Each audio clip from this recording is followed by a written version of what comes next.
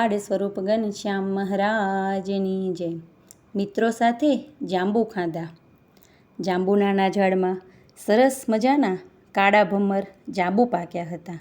મિત્રોને જાંબુ ખાવાનું મન થયું। ઘનશ્યામને તે વાત કરી એટલે એમને મિત્રોને કહ્યું, એમાં શું, ચાલો હમણાં જ ઉપાડીએ। સૌ મિત્રો જાંબુડા તરફ ગયા।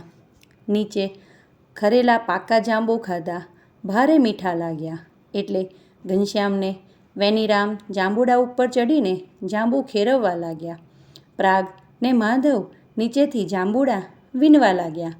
બાળ મિત્રો હરખથી જાંબુડા પાડે છે, વીણી વીણીને ભેડા કરે છે, સારા સારા ખાતા જાય છે।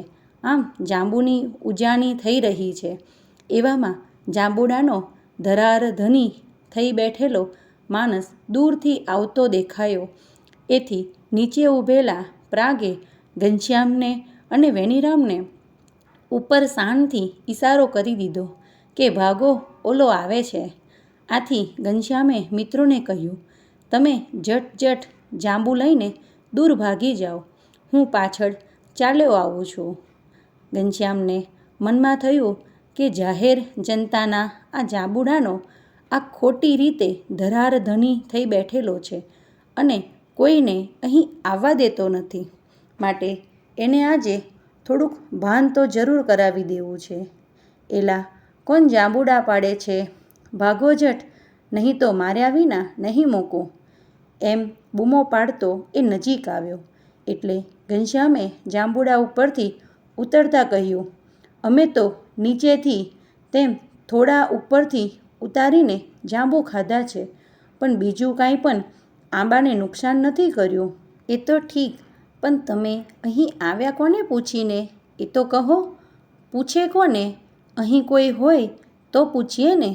અહીં કોઈ હોય કે ન હોય, આ જાંબુડો મારો છે, સમજ્યા? ડોડા કાઢતા એ ડફોડે કહ્યું, આ જાંબુડો કાંઈ તારા એકનો નથી, એ તો આખા ગામનો છે, એટલે પૂછવાનું કોને હોય?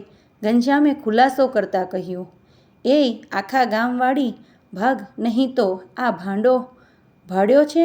એમ કહીને એને ઘનશ્યામને મારવા લાકડી ઉગામી એટલે ઘનશ્યામે એને સીધો કરવા જે વેદક દ્રષ્ટિ કરીને એની લાકડી પડી ગઈ અને એ પણ ફરંગટી ખાઈને ભપ દઈને હેઠો પડી ગયો। ઘનશ્યામ જાંબુડા ઉપરથી હેઠે ઉતર્યા અને દૂર ઊભેલા મિત્રો પાસે આવીને કહ્યું, ચાલો હવે આ જાંબુ લઈને ઘર ભેગા થઈ જઈએ।